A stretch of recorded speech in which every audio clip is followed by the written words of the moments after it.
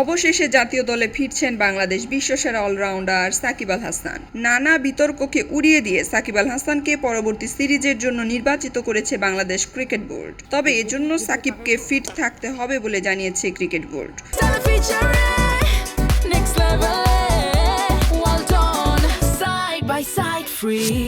শনিবার বিসিবির বোর্ড সভায় সাকিবকে নিয়ে এই সিদ্ধান্ত হয়েছে।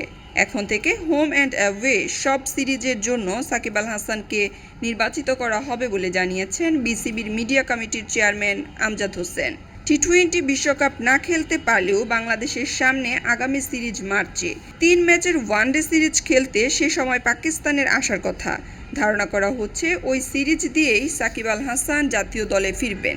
যেসব মামলা সাকিব আল হাসানের মাথায় রয়েছে সেগুলোও বিসিবির পক্ষ থেকে মোকাবেলা করা হবে বলে বোর্ডের সভায় সিদ্ধান্ত হয়েছে। সাকিব দেশের হয়ে সর্বশেষ 2024 সালের 27 সেপ্টেম্বর ভারতের বিপক্ষে টেস্টে খেলেছিলেন কানপুরে। রাজনৈতিক পট পরিবর্তনের পর তার বিরুদ্ধে জনরোষ তৈরি হওয়ার বিক্ষোভের শঙ্কা করেছিল বিসিবি। দক্ষিণ আফ্রিকার বিপক্ষে বিদায়ী টেস্ট খেলার কথা থাকলেও দুবাই থেকে যুক্তরাষ্ট্রে ফিরে যেতে হয় তাকে।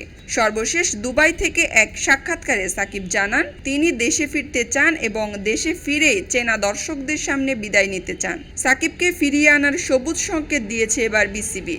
সেই সঙ্গে বিসিবি এটিও সিদ্ধান্ত নিয়েছে যে সাকিবকে কেন্দ্রীয় চুক্তিতে আনা হবে।